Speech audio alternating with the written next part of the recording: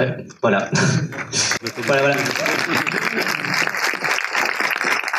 Et donc, encore une fois, merci à tous d'être venus. Vous l'avez vu, le DevD, c'est vraiment une aventure. On a pas mal évolué. On a commencé avec une cinquantaine de personnes et aujourd'hui, on a plus de 400 inscrits.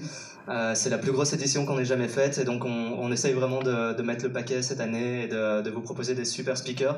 Vous avez vu que le sujet a un peu évolué aussi. Au départ, on s'appelait le Mobile DevD parce qu'on était tous fans de développement mobile et on voulait vraiment se focaliser là-dessus. Mais finalement, on s'est vachement ouvert sur d'autres technos, sur le web qui est absolument incontournable. Et voilà, donc j'espère que vous allez apprécier la journée. Le petit programme de la journée, donc on commence maintenant avec la keynote présentée par David Rousset qui va nous parler de la réalité virtuelle et de l'informatique quantique. Donc je pense qu'on va faire un bond dans le futur. Après ça, il y a des sessions qui s'enchaînent toute la journée. On a un petit lunch sur le temps de midi et on termine avec le drink de clôture où vous pourrez networker, discuter avec les autres développeurs et un peu partager vos impressions. Oui, un petit changement. On a une session qui a été annulée en début d'après-midi et qui est remplacée du coup par une session surprise, également par David Rousset avec deux de ses collègues, Mitsu et Sébastien Pertus. Voilà, je vous invite à aller voir. Mais donc, petit changement dans le programme.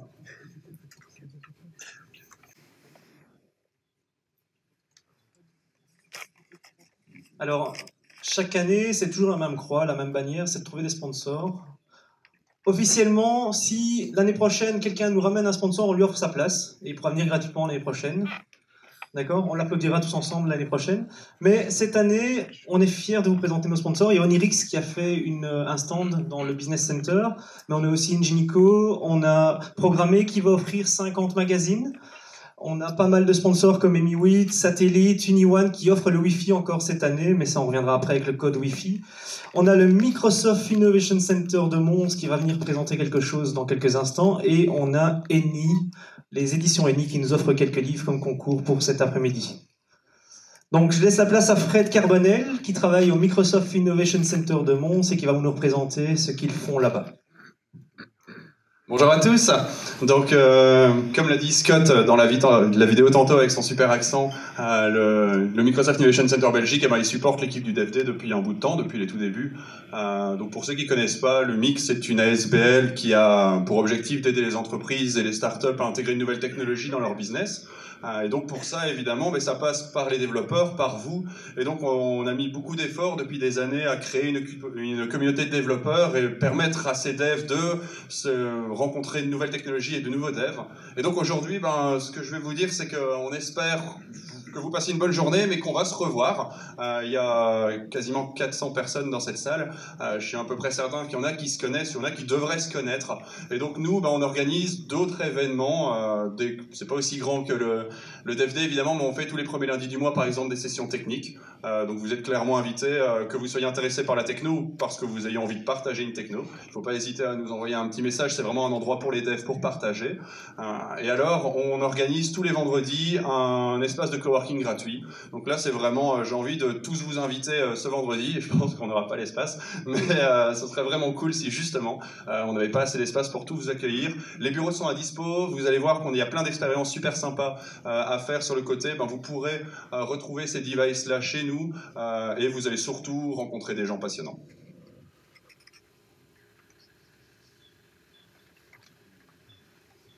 Alors, comme l'année passée, le Wi-Fi est offert par la société UniOne qui a mis à disposition deux Wi-Fi, un Wi-Fi pas pour vous et un Wi-Fi pour vous. Le Wi-Fi pour vous, c'est le DevD et le mot de passe à utiliser, c'est DevD 2017 en majuscule. Donc, si vous voulez l'utiliser, pas de souci pendant la journée, mais tout ce qu'on vous demande, c'est de tweeter, d'aller sur Facebook, mettre des photos de l'événement et de montrer que vous vous amusez ici.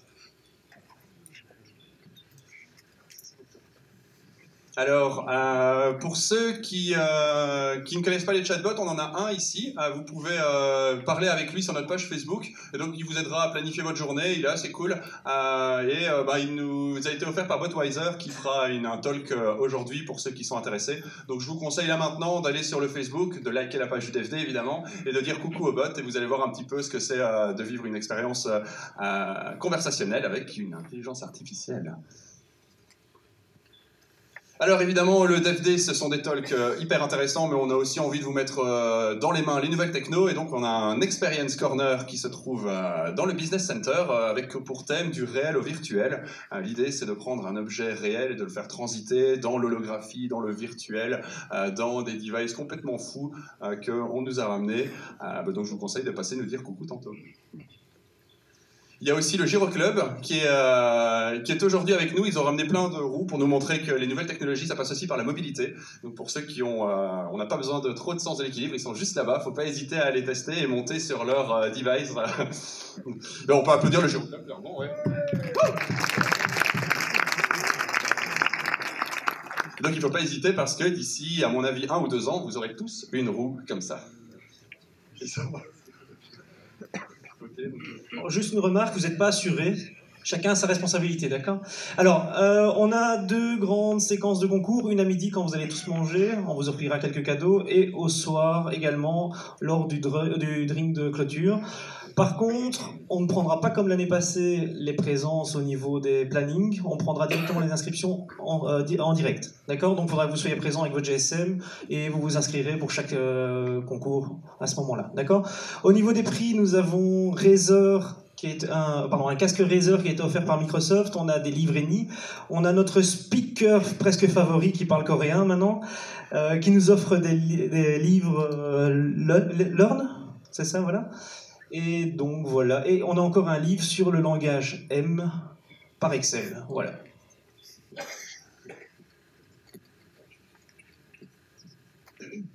Ben voilà, donc c'est terminé pour la petite introduction. On va laisser la parole à David maintenant. Et donc, si vous ne le connaissez pas encore, David Rousset travaille chez Microsoft. Il est bien connu dans la communauté des développeurs WebGL pour être le co-créateur de Babylon.js. Et voilà, je pense qu'il va nous parler un petit peu de son travail et puis de ce qui l'intéresse dans l'informatique.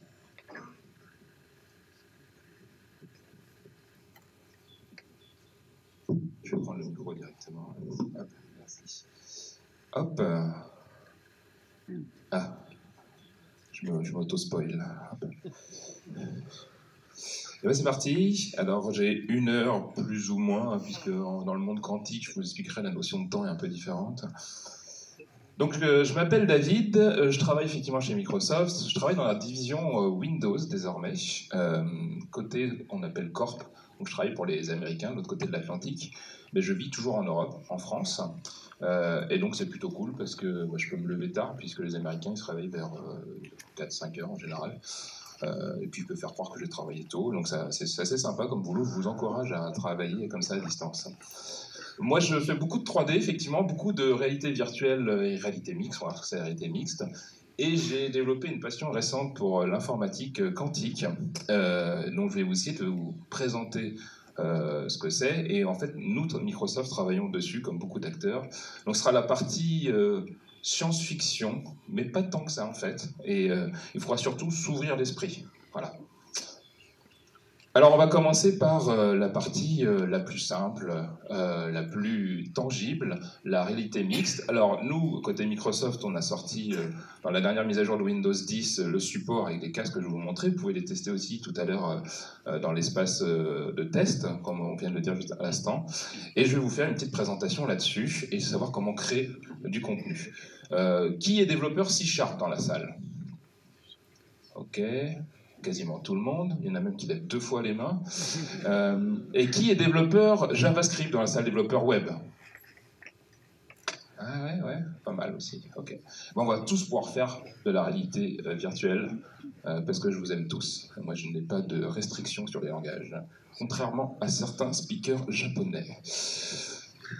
Donc, il y a 2 choses qu'on connaît, la réalité physique dans laquelle nous vivons, sauf si nous vivons dans une simulation, ce qui reste à définir, mais a priori c'est une vraie réalité, et la réalité numérique.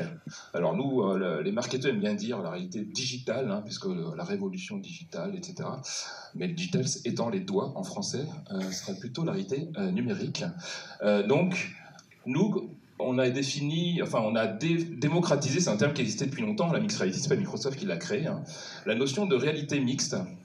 En fait, c'est la capacité de mélanger deux de ces mondes, avec un gradient plus ou moins fort. Mais la réalité mixte, en fait, le terme exact, c'est quand vous allez pouvoir faire interagir en partie le monde physique dans lequel on vit avec le monde numérique qui a été créé du coup par un ordinateur. Concrètement, si on se met sur une espèce de continuum, on a d'un côté donc la réalité physique, de l'autre côté la réalité complètement irréelle, numérique, et on va voir en fait une espèce de gradient. D'un côté, on a la réalité augmentée, qui a été démocratisée par Pokémon Go. Je sais pas, qui a joué à Pokémon Go? N'ayez pas honte. Il y a beaucoup plus de gens que ça en fait. Donc on voit encore que les gens n'assument pas la partie Pokémon, ce qui n'est pas grave, moi je n'assume pas non plus. Et de l'autre côté, on a la réalité virtuelle, où en fait on est dans un environnement du coup immersif, où on n'a aucune connaissance de la réalité qui nous entoure. Ce qui peut être problématique chez soi, avec les meubles par exemple, ou les télés. Donc, nous on essaye d'être présents sur à travers une plateforme unique qu'on a appelée du coup Windows Mixed Reality, à la fois sur un début de réalité augmentée, finalement le HoloLens, si vous ne l'avez jamais vu, je crois qu'il y a des démonstrations, a la capacité d'être une forme avancée de réalité augmentée, et vraiment le meilleur exemple de réalité mixte qu'on veut mettre en avant, c'est qu'il a la capacité, en scannant l'environnement, il va reconnaître par exemple qu'il y a une table ici, je vais pouvoir poser un objet virtuel, un objet 3D qu'on appelle un hologramme, puisqu'on a la capacité de voir à travers le casque avec un système de picoprojecteur qui vous envoie l'image en stéréo sur vos yeux. Je vais pouvoir le poser, il va se souvenir de l'endroit où je l'ai posé, donc il a bien connaissance de l'environnement physique qui est autour de moi. Et plus fort encore, les deux vont pouvoir interagir dans le sens où, imaginons que c'est une petite boule, une balle que je vais lancer. Si j'associe un moteur physique avec Unity, par exemple, ce que font la plupart des gens, la balle va non seulement s'apercevoir qu'elle sort de la table, mais elle va pouvoir ensuite rebondir sur le sol. C'est un petit peu magique la première fois qu'on le voit, et c'est grâce à des capteurs qui sont sur le HoloLens, issus de la technologie Kinect, qui va pouvoir en fait détecter, remailler en 3D la pièce dans laquelle on est. De l'autre côté, on a les casques de réalité mixte immersif, c'est la réalité virtuelle. Alors pourquoi on appelle ça quand même la réalité mixte? Je vais vous parler juste derrière. C'est parce qu'il y a un début de mélange des deux réalités qui est léger, mais c'est la direction dans laquelle on veut aller en fait, où au bout d'un moment on puisse vraiment mélanger les deux avec un gradient en fonction des applications. Alors pourquoi il faut s'y intéresser? Pourquoi en fait moi je pense que c'est une des technologies vraiment d'avenir? Alors déjà parce que notre grand chef qui s'appelle Satya, qui est un vieux pote à moi qui m'a filé une partie des slides là, a dit qu'il y avait 3 choses importantes selon lui pour Microsoft. Puis vous avez vu, il a quand même pas mal transformé l'entreprise ces derniers temps. Il a l'air d'être plutôt malin comme garçon. Il a défini 3 piliers: la réalité mixte, l'intelligence artificielle, l'informatique quantique. Ça c'était juste après qu'on ait annoncé le keynote à Mons. Je pense qu'il a piqué une partie de mes idées, j'en suis pas tout à fait sûr.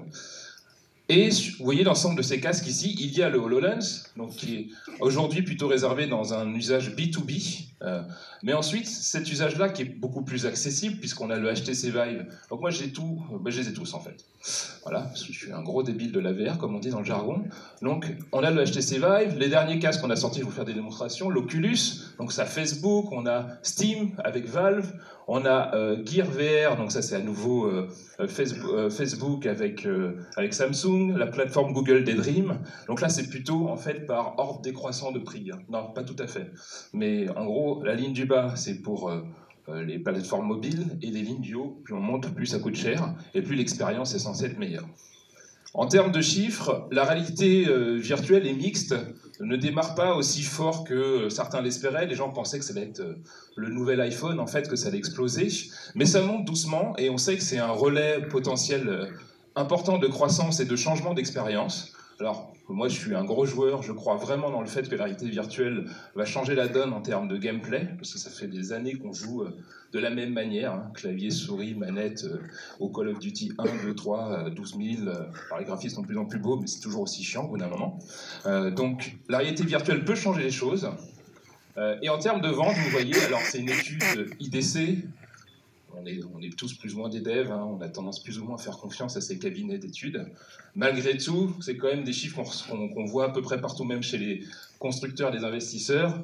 On voit que ça va monter doucement en puissance pour atteindre l'équivalent de 75 millions d'unités en 2020, donc assez vite. Et en 2016, moi j'estime que c'est un peu l'année zéro de la VR, parce que c'est l'arrivée du HTC Vive et de l'Oculus. Sur les 10 millions, pour être honnête, il y avait à peu près 8 millions de mobiles Gear VR.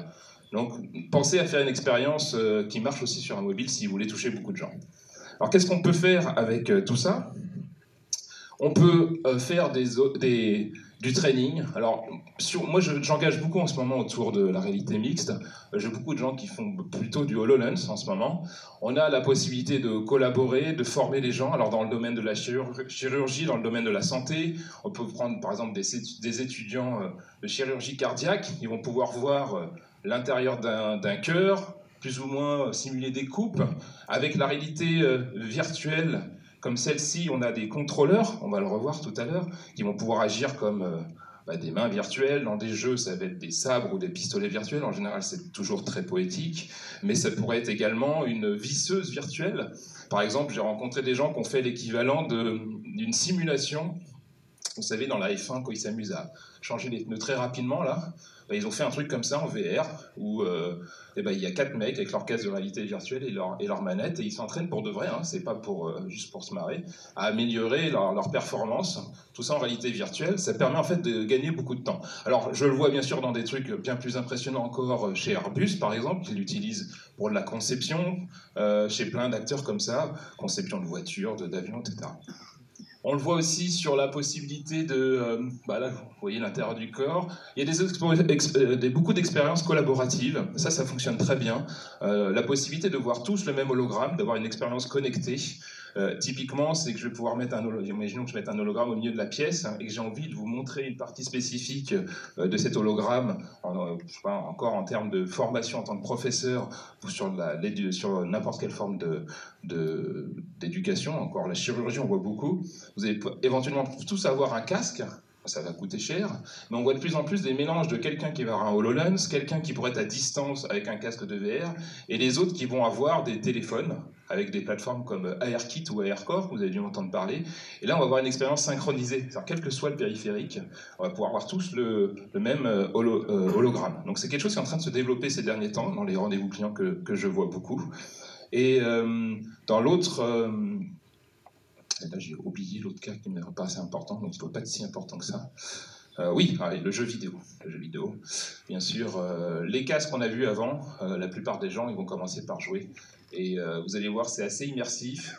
Alors, c'est intéressant, en fait, psychologiquement parlant, de voir les différents caractères. Moi, je fais pas mal de démos à la maison. Des gens restent tout à fait calmes. Il y a un monstre qui arrive vers eux, ça leur fait rien. Et d'autres deviennent complètement maso, sautent partout. Donc, si vous faites ça chez vous, mettez des matelas sur les murs, ou profilez vos copains. Faut faire très attention. Mais c'est très physique. Et nous, les gamers, qui étant plutôt assis sur le canapé avec notre manette, on refait du sport. Donc, moi, franchement, je pousse la VR pour vous voulez perdre du poids, faites de la VR. Alors, qu'est-ce qui fait que nous, on offre quelque chose de différent? C'est assez simple. Je vous ai parlé tout à l'heure des capteurs de la réalité mixte. Ça, c'est un casque, c'est un DevKit Acer qui est un peu moins bien fini que celui que vous allez pouvoir avoir sur le stand, mais qui marche très bien. Et là, on voit que vous ne voyez pas forcément, mais il y a 2 caméras. Sur gauche et droite, qui sont issus de la technologie HoloLens, qui vont faire ce fameux scanning de la pièce. Ces caméras sont utilisées uniquement pour le repérage dans l'espace des casques, et vous, en tant que développeur, vous n'avez pas accès, comme le HoloLens, au spatial mapping. Donc ça, c'est souvent une confusion que font les gens, parce que quand on les appelait Windows Mixed Reality, les gens pensaient que c'était éventuellement un casque HoloLens à 300 €. Bon, moi, ça fait longtemps que je ne crois plus au Père Noël, mais la confusion était possible. Par contre, ce qui est vraiment intéressant, c'est que si vous avez déjà vu un HTC Vive ou un Oculus Rift, pour pouvoir traquer le casque ou les contrôleurs, ici, qui se sont éteints, il faut des caméras externes. Donc un HTC Vive, par exemple, il y a 2 caméras au moins nécessaires pour faire ce qu'on appelle du room scaling. Room scaling, c'est que j'ai une expérience 360 tout autour de moi. Et ça, avec le Vive, c'était super. Il y a 2 lasers. La précision est submillimétrique, donc c'est assez impressionnant, hein, le tracking d'un HTC Vive. Par contre, c'était assez contraignant. Il fallait poser ça sur ses murs ou sur des grands trépieds. Ça coûtait dans les 900 000 euros. Au final, on s'en sortait. Enfin, moi, c'est ce que ça m'a coûté. Et puis, il fallait le gros PC qui allait derrière. L'Oculus Rift était un peu moins cher, mais était un peu moins bon en tracking. 2 caméras, cette fois-ci, qui étaient en infrarouge branchées en USB sur votre PC. Et si vous vouliez du room scaling à nouveau, par défaut l'Oculus faisait que du 180 degrés, il fallait être en face des capteurs. Dès que vous vous tourniez, en fait, il n'arrivait plus bien à capter les capteurs. Il vous faut un 3e capteur derrière vous, en général, pour faire une espèce de triangulation, pour faire du 360. Ben nous, on a la même expérience que le HTC Vive, sans capteur. C'est-à-dire que là, ce casque, il est branché avec une prise USB, une prise HDMI, et c'est terminé. Et donc, en fait, c'est vraiment intéressant. Moi, je le transporte tout le temps avec moi, dans ma chambre d'hôtel, si j'ai envie de me faire un jeu VR. Bon, il faut que je scanne la pièce avant, éventuellement, parce que on va en parler. C'est que comme je suis complètement libre de me déplacer modulo la taille du câble, donc ça reste quelque chose sur lequel tout le monde doit travailler pour l'enlever. Je pense que ça sera pire le jour où on va l'enlever, en plus, je pense.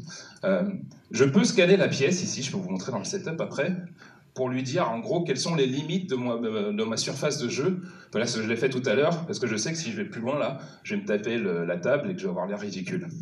Donc c'est important qu'on affiche d'espèces de murs physiques, enfin virtuels dans votre environnement physique, et c'est ce qu'on a un peu appelle une notion de mixed réalité. Donc tout ça, technologiquement parlant, du coup on arrive à faire aussi bien que certains concurrents pour moins cher et plus simple. Et on a ces fameux contrôleurs qui sont livrés, et qui sont traqués par le casque, à nouveau. Et on a ce qu'on appelle du 6 degrés de liberté. Alors 3 degrés de liberté, lorsque vous utilisez par exemple un Gear VR, ceux qui ont des Samsung par exemple, votre contrôleur externe, qui est en Bluetooth, vous ne pouvez pas faire plus que ça. Si vous le bougez vers l'avant, derrière, il n'a aucune notion de la position exacte dans l'espace, il va rester tout le temps en bas à droite en général, parce qu'il a juste des accéléromètres, un peu comme une Wiimote, pour capter finalement dans quelle direction vous le tournez, mais pas plus. Pour voir ce qu'on appelle le 6 degrés de liberté, c'est la possibilité de vous suivre partout dans la pièce, et de faire des super expériences comme Tilt Brush par exemple, vous allez pouvoir sculpter en 3D, enfin moi je sculpte de la merde, enfin, parce que je suis un développeur, hein. Mais imaginons que vous avez quelqu'un qui soit un bon artiste, il va sculpter des trucs merveilleux. Et ben ça, il faut de 6 degrés de liberté, ce que propose le HTC Vive, l'Oculus Rift dans une certaine mesure, et nous aussi. Donc justement, je vais faire une petite démo. Hop. Donc une fois que vous avez la dernière version de Windows 10, vous allez vous acheter tout de suite un casque, j'imagine, après cette conférence. Enfin, c'est ce qu'en font la plupart des gens qui ont organisé la conférence, en tout cas. Vous branchez le casque. La première fois, il va vous faire un tutoriel en disant « Salut, bienvenue ». Ah, là, faut que je... Du coup, il s'est éteint. 2 secondes, je reviens. Donc,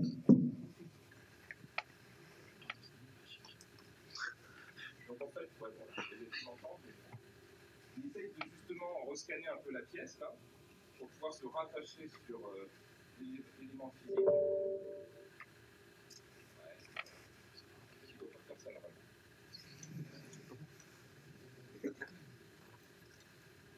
Non, c'est peut-être un peu de problème de lumière.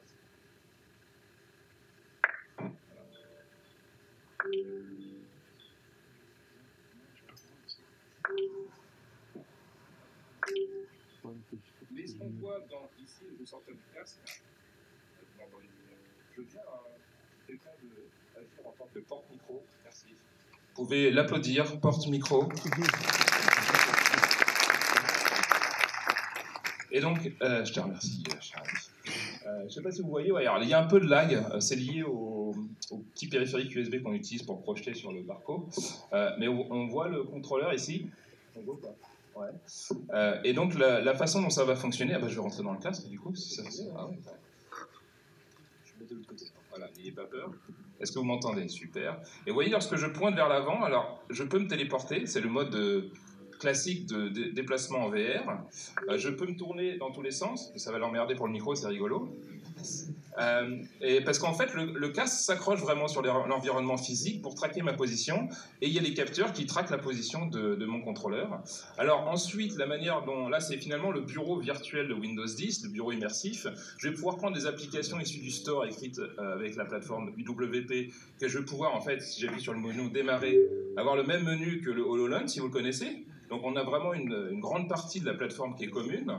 Je vais pouvoir lancer votre navigateur préféré, Microsoft Edge. Je ne sais pas pourquoi certains rigolent, ce n'est pas très agréable. Ensuite, je vais pouvoir lancer le store ici, avec des petites animations futures. Hop, et vous voyez, placer certains éléments dans mon environnement virtuel, puisqu'il va se souvenir de là où je les ai placés. Et puis, allez, alors, il y a pas mal de jeux sympas. Je vous conseille Arizona Sunshine, qui est Walking Dead en VR. Avoir quelqu'un à côté de soi si vous avez peur. Super Hot, qui est un jeu qui est juste ici. Voilà. Et ensuite, pouvoir aller près aller visiter mon appartement virtuel. C'est assez sympathique. En termes de déplacement, je ne sais pas si vous avez remarqué, mais il y a des légères animations et une réduction du champ de visuel. Lorsque je me téléporte, en fonction de vos capacités à résister ce qu'on appelle au motion sickness, ou vomito effect dans le jargon scientifique, vous pouvez vous déplacer comme ça, un petit peu comme dans un jeu de type FPS. Moi, maintenant, je commence à avoir l'habitude, je m'aperçois, mais ça, c'est use with caution. Merci beaucoup. Peut-être que j'aurai besoin de toi à nouveau tout à l'heure, je ne sais pas. Donc, vous avez vu que les contrôleurs sont affichés par défaut. J'ai cette expérience intégrée dans Windows 10, un peu similaire à celle de SteamVR, si vous connaissez, et ça marche plutôt bien. Hop, je vais récupérer ma souris.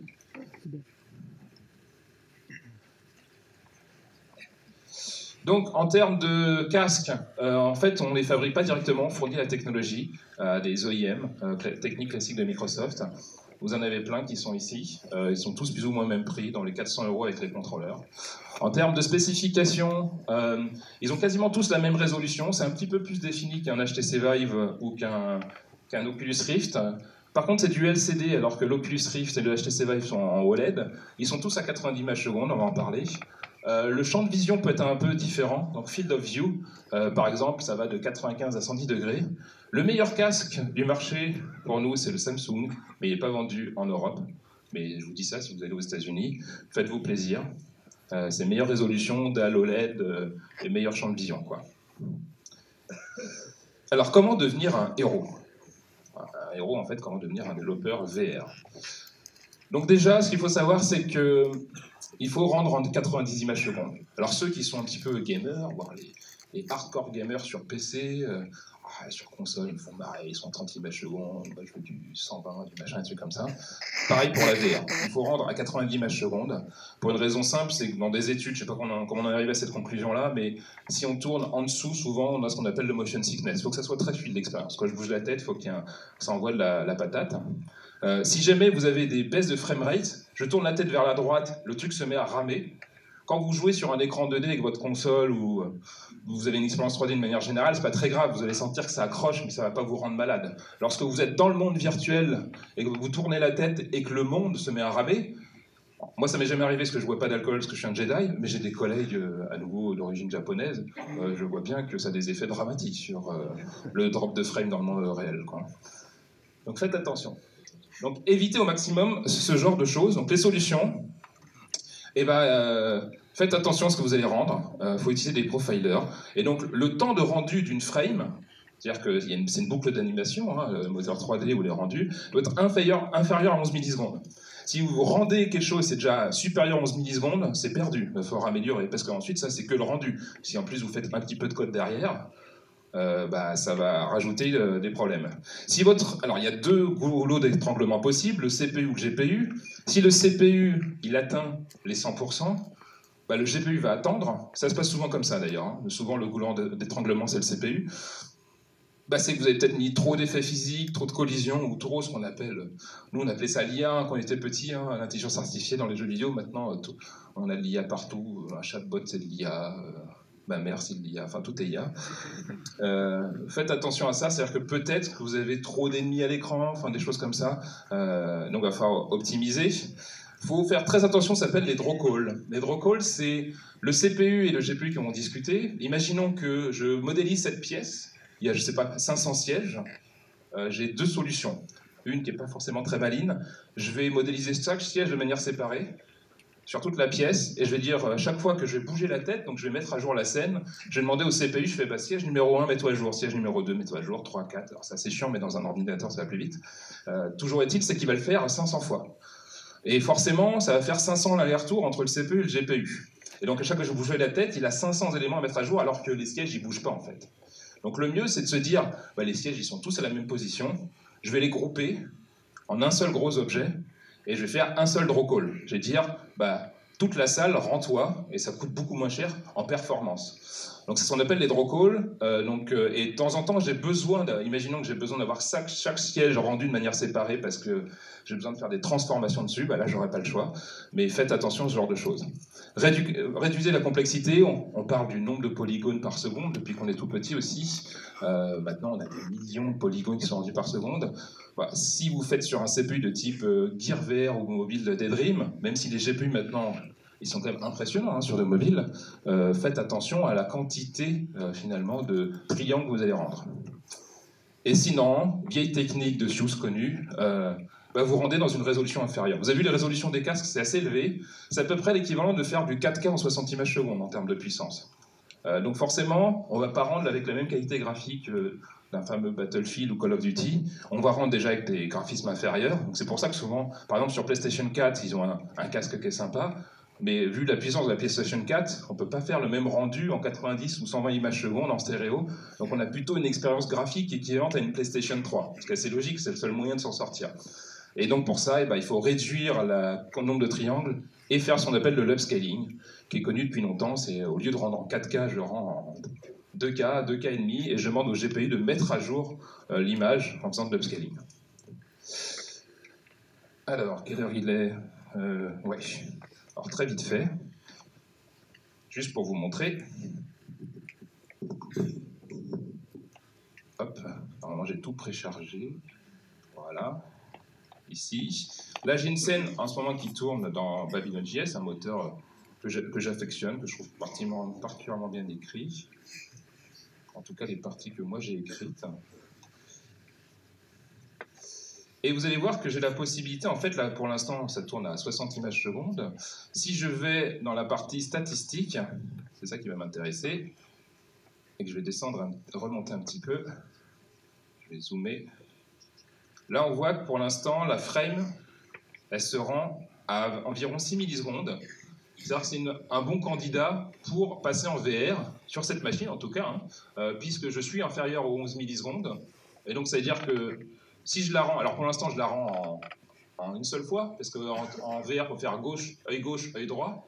Mais ça veut dire que potentiellement, j'ai pas mal de patates, parce qu'il me dit que j'ai un FPS potentiel de 168. Alors là, j'ai merdé dans mon... Mais croyez-moi. Vous l'aviez vu avant, là que les bactéries attaquent.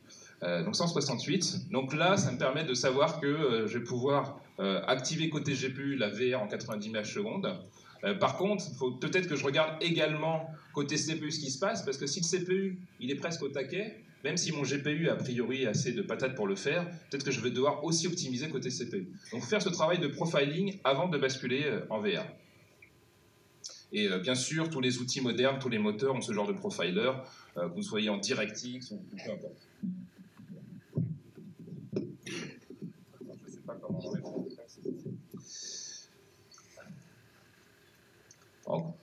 Ensuite, en VR, alors ça c'est plutôt pour une expérience de designer, il y a eu pas mal de recherches qui ont été faites. La façon de sélectionner des éléments, forcément, jusqu'à présent on utilisait la souris, la manette, on avait l'habitude de tout ça. Là on a la possibilité de regarder à certains endroits, de sélectionner avec un contrôleur. Donc il y a plusieurs approches. Soit vous utilisez le regard, gaze en anglais, vous regardez un endroit, alors imaginez que vous n'avez pas de contrôleur ou de manette, vous pouvez regarder un endroit et faire une animation de sélection qui va dire si je considère que la personne ça fait 3 secondes qu'il regarde là, c'est qu'apparemment ça a l'air important pour lui cet objet. Je vais lui proposer une option. Est-ce que tu veux sélectionner, est-ce que tu veux activer ce menu-là? Le mieux, c'est d'avoir souvent un gamepad, mais déjà, on peut faire des choses avec un mobile au regard. Si vous avez un contrôleur, vous allez pouvoir, comme vous avez vu, comme dans la scène du Cliff House, pointer et faire une action. Donc c'est beaucoup plus naturel, c'est beaucoup plus sympa, mais il faut penser à créer une expérience qui marche sur toutes les plateformes, hein, sauf si vous voulez viser le premium. Et le top du top, c'est les contrôleurs en 6 degrés de liberté, où là je vais pouvoir dans des jeux prendre un objet, me baisser par terre, prendre un objet dans la main gauche et la main droite et les faire interagir. C'est le meilleur niveau d'interaction possible. Au terme de déplacement, il va falloir utiliser à nouveau soit le regard, soit un gamepad. Moi, je conseille beaucoup la téléportation, mais il y a 2 écoles. Il y a des gens qui supportent le déplacement type FPS, alors j'ai mis Use with Caution. Proposez les 2, toujours en option, parce qu'il y a des psychopathes qui ne supportent pas la téléportation. Ils disent oui, c'est pas normal, est-ce qu'on se téléporte dans la vraie vie, etc. Bon, sachant qu'ils se retrouvent dans des jeux avec des aliens qui les attaquent, ça a l'air plutôt normal. Par contre, le fait de se téléporter, c'est pas possible, quoi. Donc proposez les 2. Et un petit tip, le champ de vision humain, je ne sais pas si vous savez, est à 210 degrés. Donc un peu plus que 180. Donc si vous mettez votre doigt comme ça, vous finissez par le voir flou, mais vous voyez un petit peu. Puis à un bout d'un moment, il est là, et puis là, il est un petit peu là.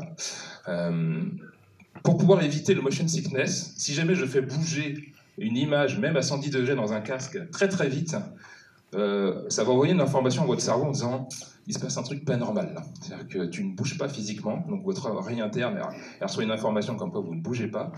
Votre cerveau, lui, il voit bien que l'image elle bouge beaucoup. Les 2 informations n'étant pas cohérentes, la réaction normale du cerveau, c'est de vous donner envie de vomir pour vous protéger. Voilà, c'est un mécanisme, c'est une espèce de Windows Defender de votre corps. Il dit je vais le faire aller aux toilettes, comme ça sera terminé. Pour éviter ce problème-là, donc pour bypasser le Windows Defender, il faut réduire le champ de vision. Et beaucoup d'expériences se font comme ça. Si vous testez Google Earth VR, par exemple, qui est une excellente expérience, quand vous bougez en mode Superman au-dessus de la planète, il réduit complètement le champ de vision le temps que vous vous déplacez et boum, il le recrée à nouveau. Et c'est ce qu'on fait également dans le portail de réalité mixte. Alors pour développer, il y a 2 grands choix, d'après moi. Enfin, plus que ça en fait. Mais le plus utilisé honnêtement, à plus de 90%, c'est Unity. Pour une raison simple, c'est que c'est un moteur, un middleware super simple à utiliser. On fait du C#, considéré par beaucoup comme le meilleur langage jamais créé, après TypeScript. Et il faut utiliser Visual Studio 2017, une version récente, la dernière version du SDK UWP, puisqu'en fait on va viser le Windows Store la plupart du temps, où on a annoncé une compatibilité Steam. Alors c'est intéressant, c'est-à-dire que si vous avez fait une expérience Steam VR, on a fait un bond qui permet en fait de remapper nos API holographiques Mixed Reality vers OpenVR. Et donc en tant que développeur, si vous avez un jeu dans Steam, de manière transparente, il va fonctionner, mais comme notre casque l'expérience va penser que vous avez un casque HTC Vive, donc les modèles ne seront pas les mêmes, mais ça va fonctionner et vous pouvez faire ensuite une mise à jour pour supporter nos casques. Et ensuite, si vous voulez démarrer, il y a un toolkit pour démarrer, pour Unity, qui vont vous aider en fait à créer une expérience assez rapidement. Alors, le Hello World de Unity, il est assez simple. Donc, il faut déjà lancer Unity. Qui fait du développement Unity dans la salle? Pas beaucoup. Alors c'est assez sympa, c'est très simple à utiliser, vous allez voir. Pas besoin d'être un cadre du... Hop, j'ai déjà une scène, ça va faire gagner du temps. Je vais vous expliquer les étapes à faire. Puis là, il y a un temps de chargement, donc... Voilà, c'était pas du tout ça que je pensais que j'allais avoir. Je vais présenter plutôt les étapes pour le faire. Bon, je vais recommencer de zéro. Voilà. Tant pis pour lui. Je vais l'appeler New Unity Project 2, ça me plaît bien. Et là, vous allez halluciner à la vitesse à laquelle je vais créer une expérience de réalité virtuelle. Modulo le temps de chargement. Ça va vous sinon?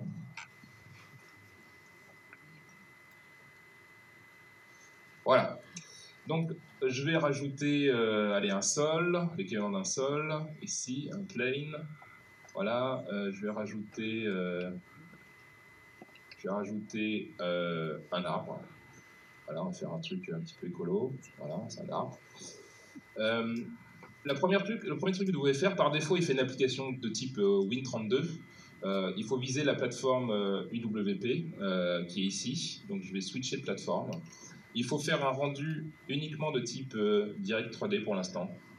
On vous conseille, c'est ce qui marche le mieux, plutôt que de passer sur le moteur XAML. Je fais du switch plateforme. Une fois que vous avez fait ça, vous êtes dans Player Setting. Vous cochez la case. Voilà. XR Setting Virtual Reality Supported. Boom. Et là, il vous dit, moi, je te propose d'avoir une expérience de type Windows Mixed Reality. OK. Et je fais Play.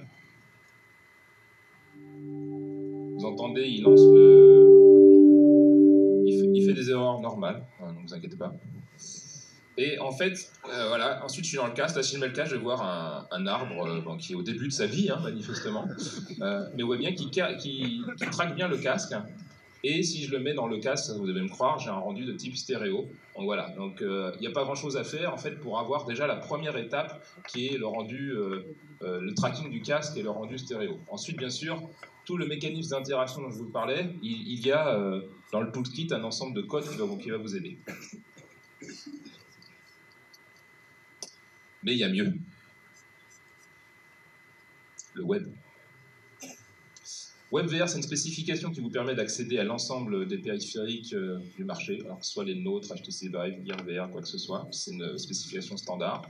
Ils disent que c'est facile. Bon, c'est facile si vous aimez le calcul matriciel et tout ce genre de trucs. Hein. Il faut penser à faire des fallbacks, c'est-à-dire qu'on puisse tourner sur les capteurs ici d'un téléphone, par exemple, hein, que je vais vous montrer. Ah, je demande le mot de passe. Oh, c'est dommage. Je vais juste le débloquer. Puisque forcément tout le monde n'a pas un casque de réalité virtuelle sous la main. Et je vous conseille plutôt d'utiliser des moteurs tout faits. Alors Babylon.js, c'est ce que je vais vous montrer forcément, hein, c'est placement de produits, mais il y a de très bons comme Frame qui sont faits par Mozilla, Play Canvas a un support de la VR, ou des moteurs comme FreeJS natif. En termes de support, en gros, il y a deux plateformes qui supportent Windows avec différents navigateurs. Si vous voulez tester nos casques, il faut passer par Microsoft Edge. Si vous testez une expérience HTC Vive ou Oculus, il faut être sur Firefox ou Chromium. Et sur Android, vous avez soit Chrome, l'Oculus Browser de Facebook, Samsung Internet si vous avez un Gear VR. Alors une petite démo avant qu'on passe en mode science-fiction. Je vais vous présenter cette scène-là en fait.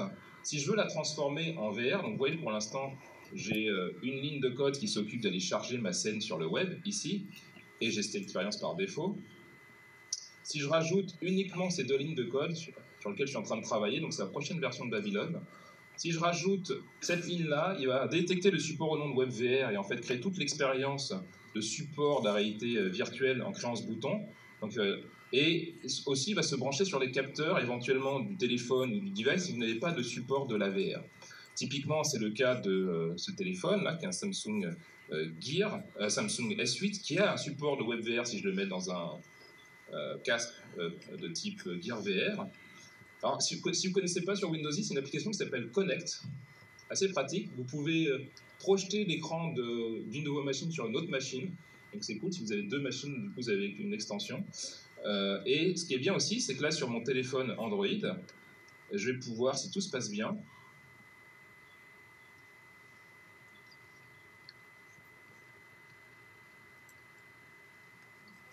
voilà. Ensuite, bon, le Wi-Fi, si on est tous dessus, ça passe par le Wi-Fi.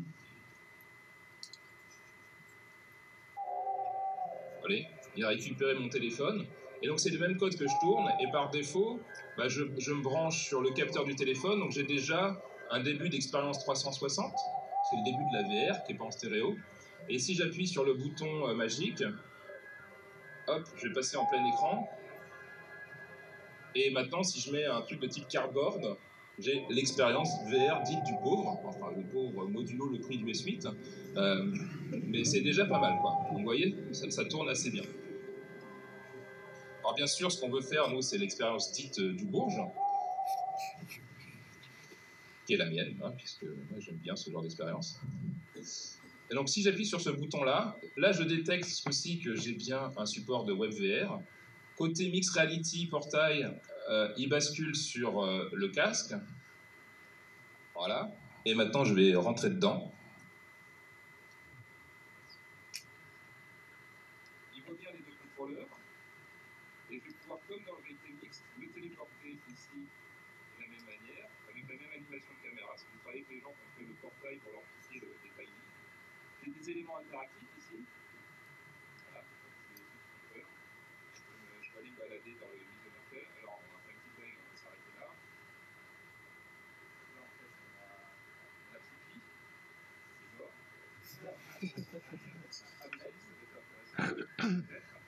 Le chat de Schrödinger. Parce que c'est après, on va en parler. Le chat de Schrödinger. Est-il mort ou pas? J'ai décidé. Il est crevé. Et la mort aussi, vous voyez, pour ça, il y a plus rien là-haut. Je vais cliquer dessus.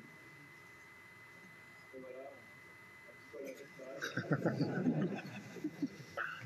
Donc voilà, donc c'est une expérience qui fonctionne en 2 lignes de code, en WebVR avec Babylon. Si vous voulez faire ce genre d'expérience, je vous incite à tester. Voilà. Désolé pour ceux qui n'ont pas tout entendu. Et je vais fermer et je vais passer à l'informatique quantique.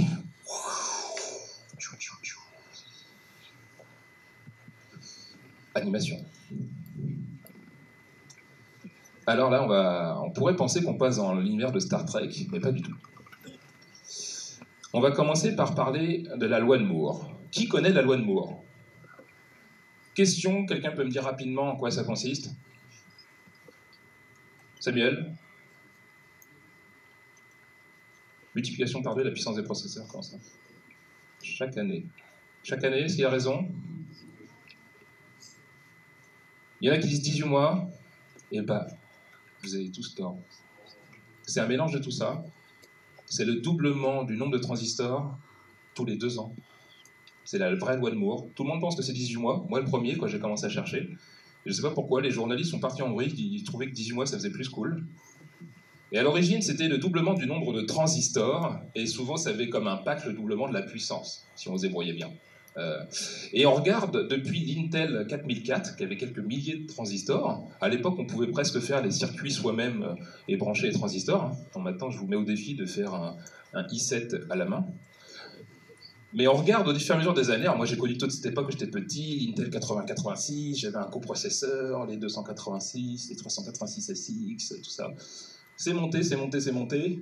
Et aujourd'hui, on arrive sur certaines puces proches des 20 milliards de composants sur la puce. C'est inimaginable. Et la loi de Moore, qui était en fait une loi de Gordon Moore, un des fondateurs d'Intel, était une loi un petit peu autoréalisatrice. Il l'a fait un petit peu au pif. Elle s'est révélée juste au fur et à mesure. Sauf qu'à un moment donné, on a changé de paradigme, on a arrêté d'augmenter la fréquence des processeurs, on a augmenté le nombre de cœurs pour pouvoir s'en sortir. Et à un moment donné, même on pensait arriver vers les 70 nanomètres, qu'on n'arriverait pas à passer ce mur-là. Il y a des problèmes de chauffe. Je me souviens du premier Pentium, on se marrait, on se foutait de la gueule des mecs qui ont des Pentium en disant ouais, je peux faire cuire un œuf sur ton processeur. Et c'était le début de l'arrivée des radiateurs et des ventilateurs. Avant, on ne connaissait pas, je ne sais pas si vous avez connu, il y a une époque, moi j'avais pas de radiateur ou de ventilateur sur mon 286, et pourtant j'avais déjà overclocké. J'avais déjà cramé. Et donc, on arrive finalement à bientôt la fin de cette loi. Bon, on va voir d'abord comment fonctionne un ordinateur classique. Donc j'ai pas mal de petites vidéos en anglais. Donc si on a des... If we've got English speaker in the room, we will have some video in English. Et pour les autres, je vais vite traduire, mais c'est pas très compliqué, vous allez voir. A computer is made up of very simple components doing very simple things, representing data, the means of processing it, and control mechanisms. Computer chips contain modules, which contain logic gates, which contain transistors. A transistor is the simplest form of a data processor in computers, basically a switch that can either block or open the way for information coming through. This information is made up of bits, which can be set to either 0 or 1. Combinations of several bits are used to represent more complex information. Transistors are combined to create logic gates, which still do very simple stuff. For example, an AND gate sends an output of 1 if all of its inputs are 1, and an output of 0 otherwise. Combinations of logic gates finally form meaningful modules, say for adding 2 numbers. Once you can add, you can also multiply, and once you can multiply, you can basically do anything. Donc ça, on connaît tous plus ou moins. On l'a plus ou moins fait si on a fait un petit peu d'assembleur, on a vu les instructions, il y a des jeux d'instructions dans les modules, on le disait au début, et en gros tout est basé sur cette petite bête qu'est le transistor, ce qui laisse passer ou pas le courant, les électrons. Voilà. Grâce à ça, avec cette logique binaire, on a réussi à faire des portes et on a réussi à faire aujourd'hui des processeurs qui font des trucs de dingue. Des fois on l'a oublié, mais c'est à la base du truc. Le problème, c'est que ces portes-là, aujourd'hui, sont à peu près toutes gravées dans les 14 nanomètres. La plupart de nos CPU, GPU sont gravés dans cette fréquence, dans cette finesse de gravure-là, qui est quand même dingue, hein, parce que moi je me souviens, en étant petit, avoir lu un Science et Avenir qui disait que jamais on arriverait sur cette finesse de gravure. On va même plus loin, le dernier Snapdragon est à 10 nanomètres, donc dans le Samsung S8 que j'utilisais, c'est du 10 nanomètres, et on ne se rend pas forcément compte ce que c'est 10 nanomètres. Alors 1 nanomètre, c'est équivalent au rayon de la double hélice d'ADN. Voilà, on a tous le même ADN à peu près. Il y en a qui ont moins de chance que d'autres, mais... Il y a 10 nanomètres, c'est l'équivalent de 100 atomes d'hydrogène les uns à côté des autres. Donc ces fameux transistors dans le Samsung S8 ou tous ceux qui utilisent un 835, c'est 100 atomes d'hydrogène les uns à côté des autres. C'est un truc quand même de malade.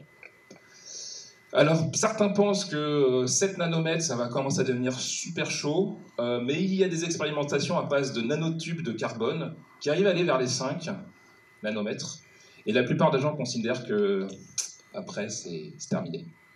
Voilà. C'est triste, c'est comme ça. Alors, revoyons ce petit transistor pour comprendre en quoi ça va poser problème. In a nutshell, a transistor is just an electric switch. Electricity is electrons moving from one place to another, so a switch is a passage that can block electrons from moving in one direction. Today, a typical scale for transistors is 14 nanometers, which is about 8 times less than the HIV virus's diameter and 500 times smaller than a red blood cell. Voilà, donc c'est plus petit que le virus du sida et beaucoup plus petit qu'une cellule de votre corps. 14 nanomètres, mais surtout, vous voyez les petits électrons qui passent, ils suivent un chemin. En gros, on les bloque, on les laisse passer, tout se passe bien. Ouais, mais il y a un souci. On va arriver à une échelle si petite dans des lois qui changent de la mécanique quantique, et on va voir l'effet tunnel. Alors, l'effet tunnel, ça a un nom cool, je trouve, mais ça va nous embêter pas mal sur nos processeurs classiques. Donc, si on regarde ce qui se passe, là, on va voir en fait, on va lancer un flux d'électrons. Voilà, un émetteur qui est ici. Normalement, si tout se passe bien, il rebondit sur la paroi et il revient. Sauf qu'arrivé à une échelle dite quantique, on va diminuer la taille du mur, donc typiquement la taille de nos transistors. Au bout d'un moment, il y a une partie du flux qui va passer à travers. Et plus cette barrière est petite, plus on va avoir des sorties de ce flux qui va passer à travers. Alors en quoi c'est embêtant dans notre cas ? Justement, la petite porte qui est censée bloquer les électrons, si elle les bloque plus, il n'y a plus rien qui marche en fait. Voilà, moi j'avais prévu que ça s'arrête là et que ça commence à aller n'importe où. C'est le bordel dans votre chambre, il faut ranger la chambre. Et pour ranger la chambre, il faut utiliser le quantique. Alors, il faut s'ouvrir l'esprit, warning.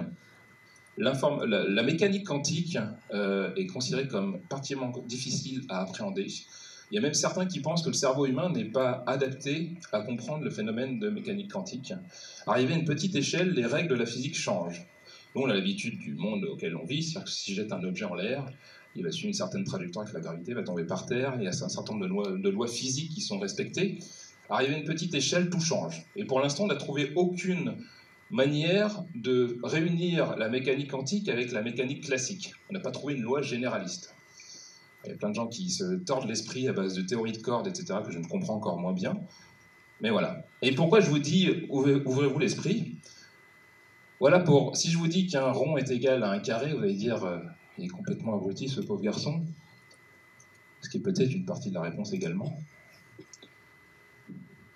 Voilà, j'ai fait une démonstration Babylone hors du commun. Voilà, en fait, c'est la même chose. Pourquoi ? C'est parce que ici, j'ai un cylindre, et ici, j'ai un cylindre. Et en fait, en fonction de la manière dont vous regardez ce cylindre, vous allez voir soit un rond, soit un carré. Donc il va y avoir des débats sans fin où il y en a un, il va voir un rond, l'autre carré. En fait, c'est moi qui ai raison, je suis sûr que c'est un rond, je suis sûr que c'est un carré.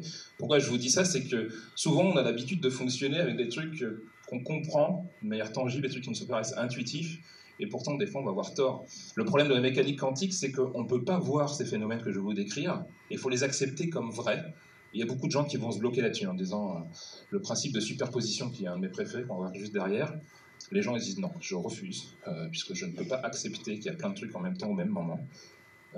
Et ben dans ces cas-là, c'est mal barré pour vous, pour comprendre la mécanique quantique. Il faut faire un petit peu confiance au produit. Alors Richard Feynman est un des concepteurs de cette théorie de la mécanique quantique. Et pour vous détendre, le mec qui a créé le truc nous a fait un petit message il y a quelques années, hein, vous allez voir. There was a time when the newspaper said that only 12 men understood the theory of relativity. I don't believe there was such a time. There might have been a time when only one man did, because he knew the guy caught on before he wrote his paper.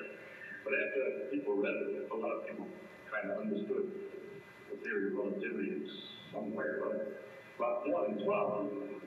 On the other hand, I think I'd safe to say that nobody understands quantum mechanics. Voilà, en gros, il dit, fut un temps où on disait que que 12 personnes dans le monde comprenaient la théorie de la relativité, hein, qui avait été théorisée par Albert Einstein. Il dit, en fait, je pense qu'une fois il y avait qu'un seul mec, il y a pensé au début, il était tout seul, et ensuite il y avait beaucoup plus de gens une fois qu'il a expliqué, parce qu'en fait, on arrivait facilement à comprendre ce qu'il avait imaginé et décrit comme théorie. Par contre, lui, il considère, et c'est souvent vérifié par des gens qui bossent dans ce domaine-là, que personne ne capte rien à la mécanique quantique, même les mecs qui bossent dedans. C'est un petit peu flippant, mais ça permet de se dire, bah nous on peut se détendre. Si les mecs qui bossent dessus, ils captent rien, ça me fait plaisir aussi de rien capter. Alors il y a 8 choses à savoir dans la mécanique quantique. Je vais vous faire la version ultra accélérée, il y aura des liens après pour que vous allez plus loin si ça vous intéresse. Donc là, ce que je vous disais, hein, ouvrez votre esprit, le rond est égal au carré, faites-moi confiance, vous irez vérifier après si je raconte n'importe quoi. Le premier principe est le principe de superposition. Dans un monde si petit, en fait, imaginons des électrons qui tournent autour d'un noyau. Un électron qui tourne autour du noyau est à toutes les positions possibles en même temps autour du noyau. Il n'est pas à une position fixe, il est partout en même temps. Donc on se dit, mais ça veut dire quoi, il est partout en même temps? Bah justement, c'est le problème, il est partout en même temps. Avec en fait une certaine probabilité, on va s'apercevoir, tout est probabiliste dans tout ce qui est mécanique quantique et informatique quantique.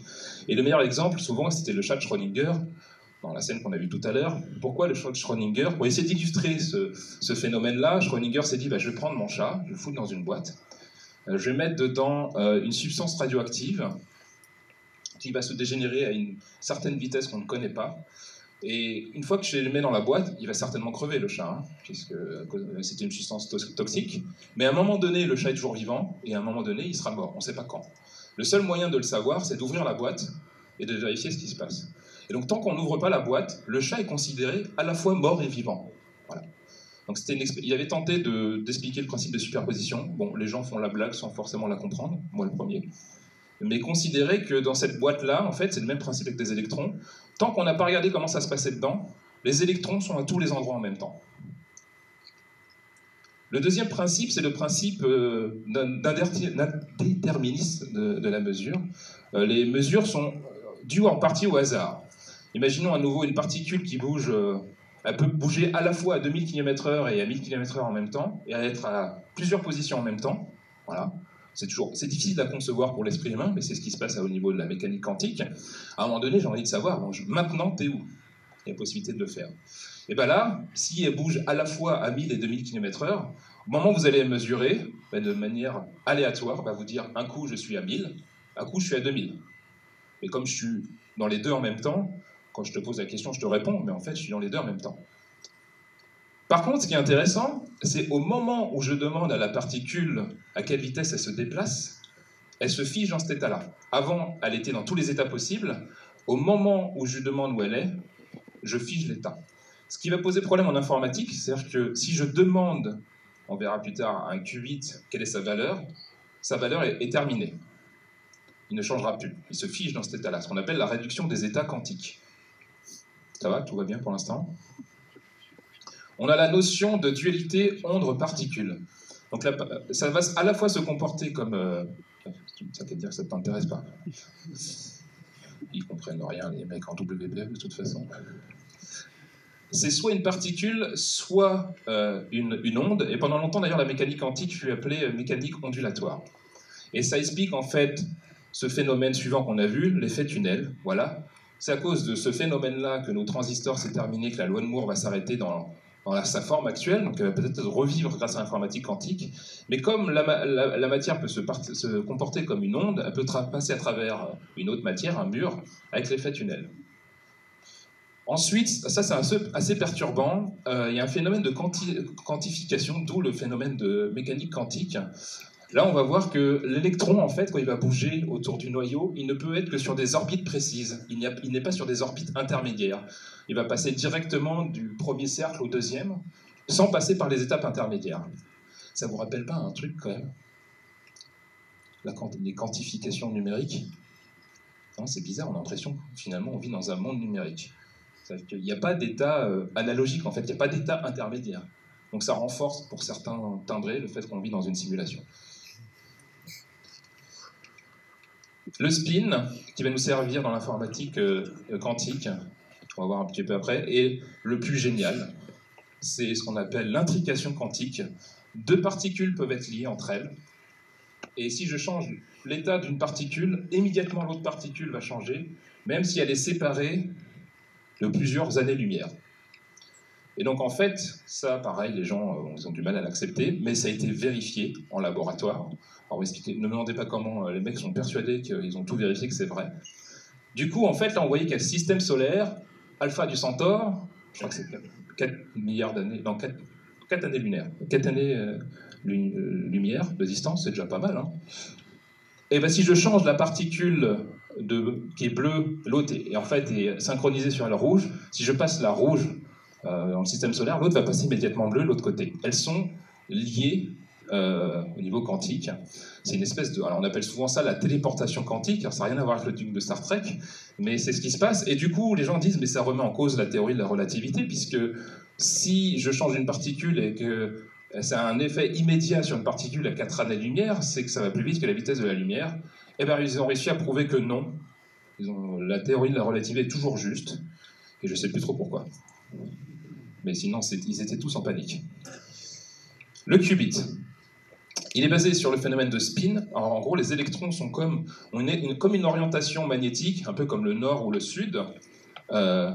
Et ils sont un petit peu dans tous les états possibles entre les deux. Hein, parce que le phénomène de superposition, maintenant que vous avez l'habitude, on peut être dans plusieurs états en même temps. Pas de souci.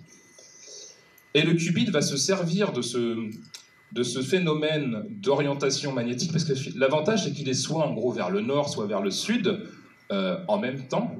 Mais au moment où je vais le faire passer dans un champ magnétique particulier, il va choisir un état qui sera soit nord, soit sud, donc soit 0 ou 1. Donc ça, on connaît un petit peu cette notion-là. Et vous voyez qu'il y a une probabilité qui se trouve dans un état ou dans un autre. Parce qu'en fait, pareil, c'est pas une chance sur deux, ça peut être 70-30, ça peut être 60-40, ça dépend de pas mal de choses.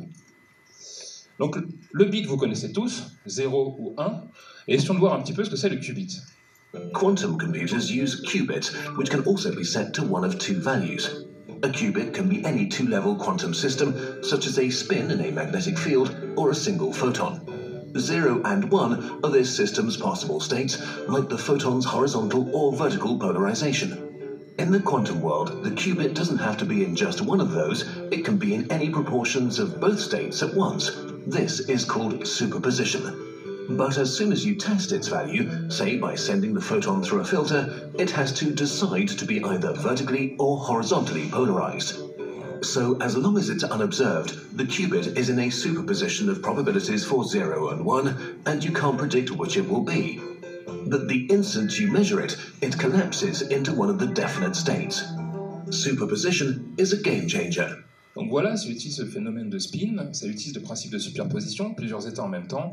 Au moment où on le mesure, il choisit son état. C'est le phénomène de mécanique quantique. Alors, ce qui est intéressant, du coup, comme un qubit, tant qu'on ne le mesure pas à tous les états possibles, si on prend des bits classiques, alors on va prendre un codage sur 4 bits, comme le fameux Intel 4004 du démarrage, bah vous pouvez coder 16 valeurs possibles, on est d'accord, de puissance 4, 16.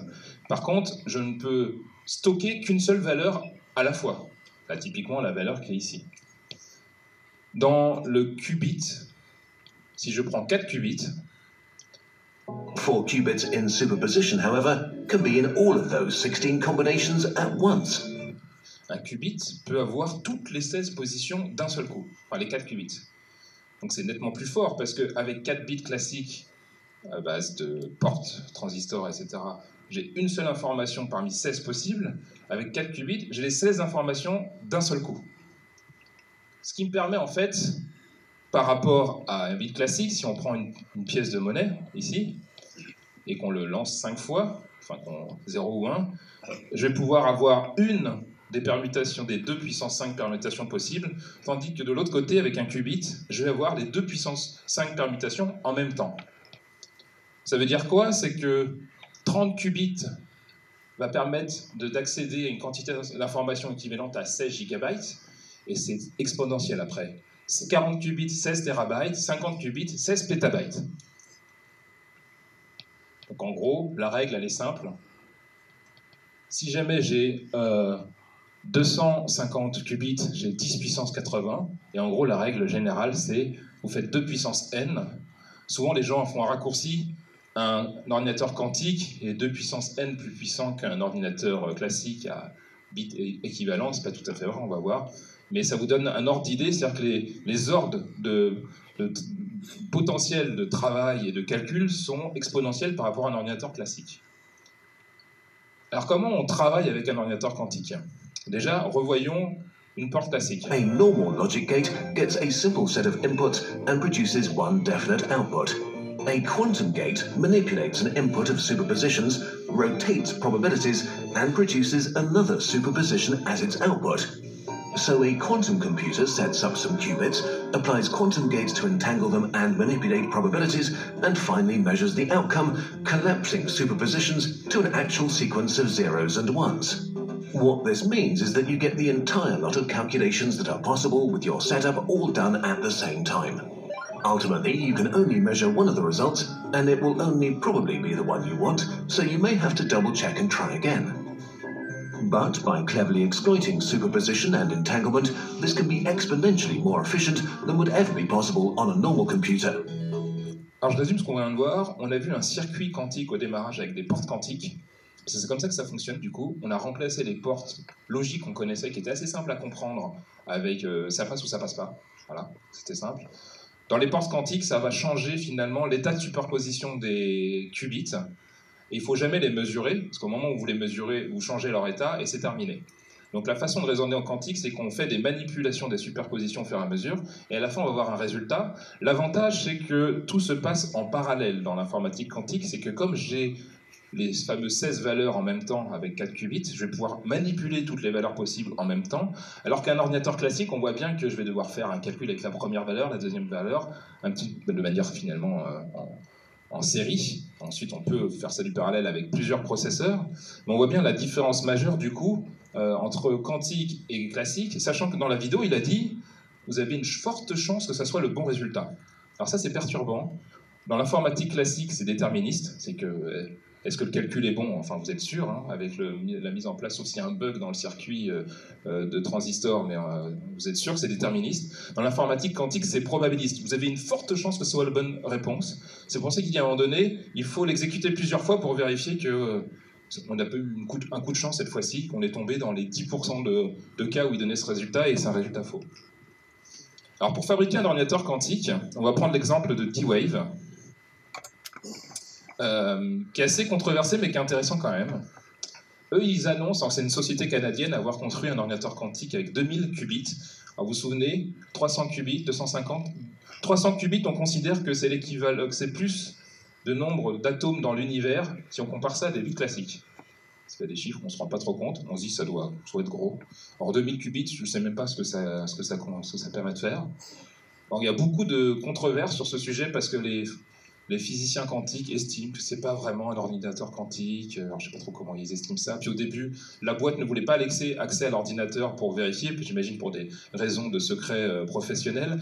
Ils laissent maintenant accès aux gens pour voir comment ça fonctionne. Il semblerait finalement que c'est un ordinateur quantique, mais un petit peu spécifique, qui fait des traitements très spécifiques, on va voir.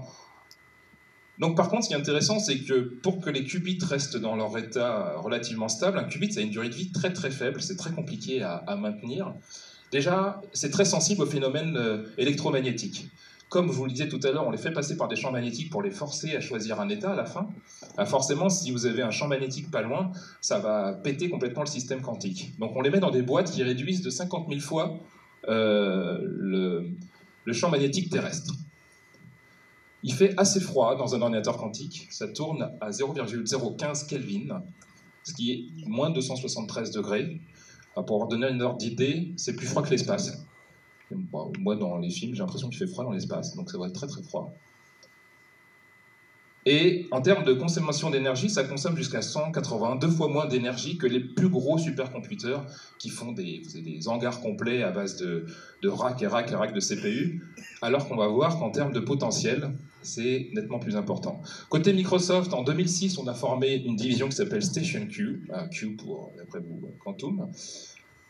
Et en 2012, Microsoft Research a réussi à trouver une particule qui avait été théorisée au début du XXe siècle, dans les années 1900 quelque chose, 17 je crois. Donc quelqu'un avait dit, je pense qu'il y a telle particule qui existe, personne n'en avait jamais eu la preuve. Microsoft a réussi à trouver la preuve de cette particule qu'on appelle le fermion de Majorana, qui nous permet de mettre au point un ordinateur dit topologique. Et plutôt que de vous expliquer ce que c'est un ordinateur topologique, un qubit topologique, il y a une super vidéo que je vous conseille, vous aurez à la fin les liens aussi, si vous cherchez Future Decoded et le Quantum Computing Keynote, ils expliquent parfaitement en quoi ça nous permet en fait d'avoir un état beaucoup plus stable des états quantiques avec cette fameuse particule de Majorana, et on pense qu'on pourrait être les premiers à avoir un ordinateur quantique généraliste grâce à ça, mais l'avenir nous le dira. Et on est en 2017, et on va voir qu'on a fait des annonces derrière.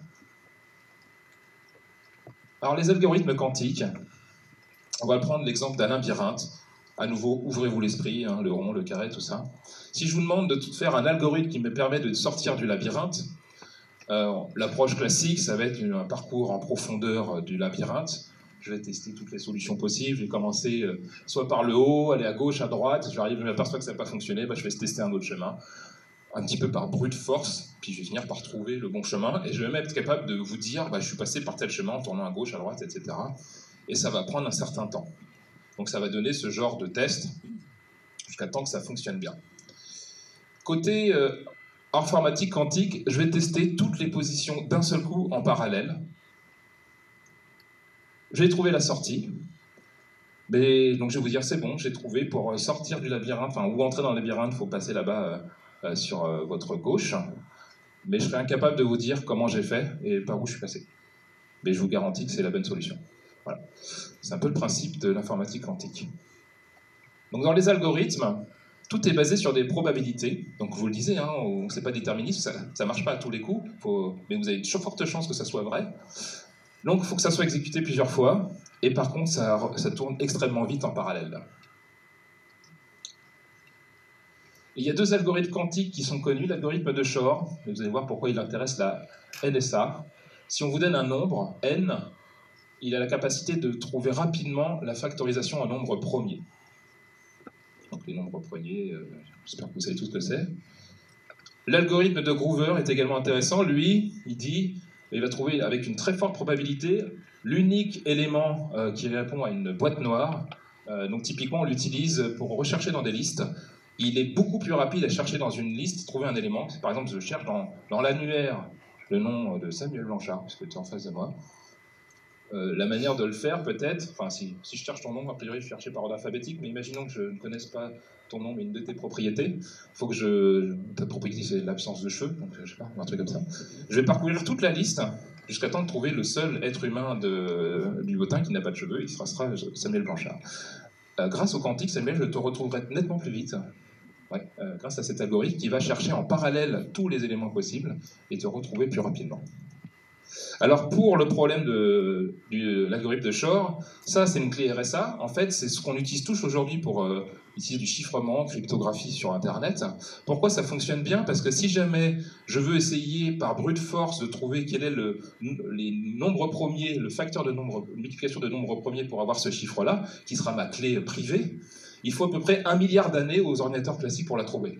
Donc on considère que c'est safe. Soit vous avez vraiment du cul, vous tombez dessus la première fois, ce qui est rare, soit avant que le mec, 1 milliard d'années après, il dise « ça y est, j'ai accès à ton compte en banque », de toute façon, ça fait longtemps que vous êtes parti, vous, a priori. informatique quantique, il faut 100 secondes. Ah, ça pose plus de problème déjà. Et donc on travaille à de la cryptographie quantique. C'est de la balle, vous retenez ça pour les soirées, vous dites oui, en ce moment je trouve que la cryptographie quantique c'est pas mal ça.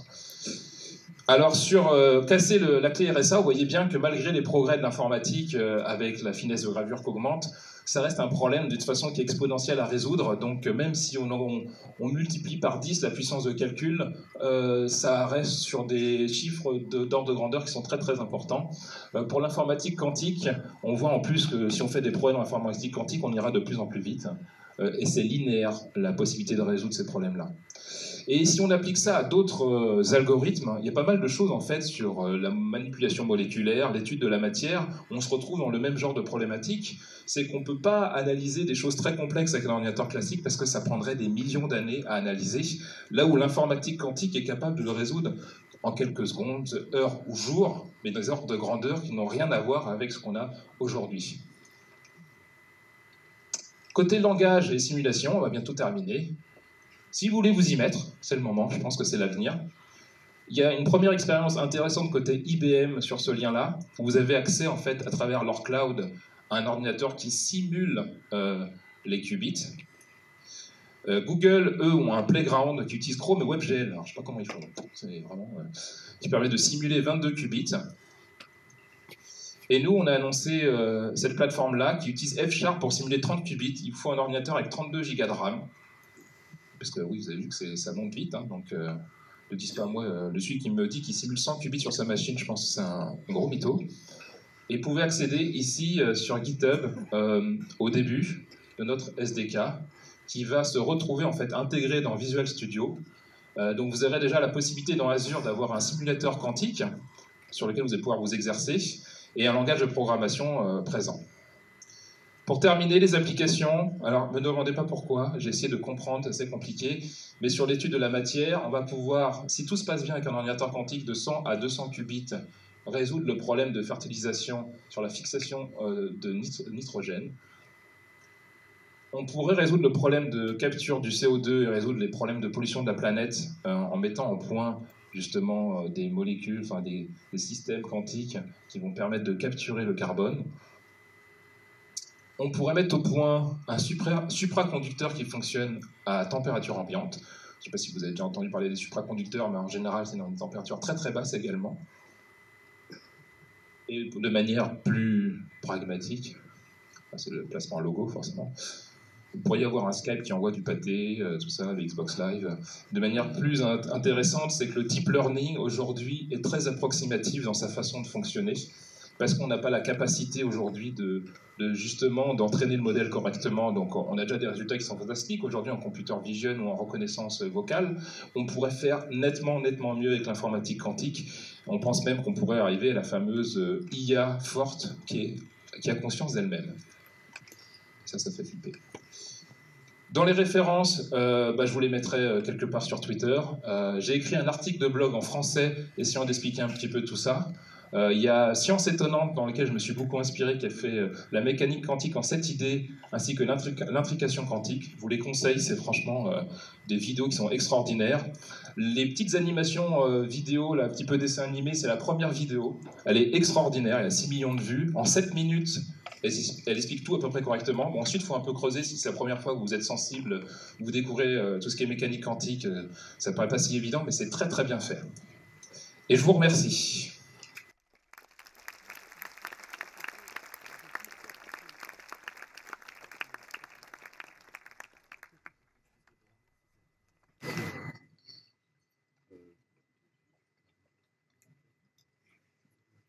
Il y en a un qui me trouve un algo quantique des boîtes qui vient de me voir à la pause.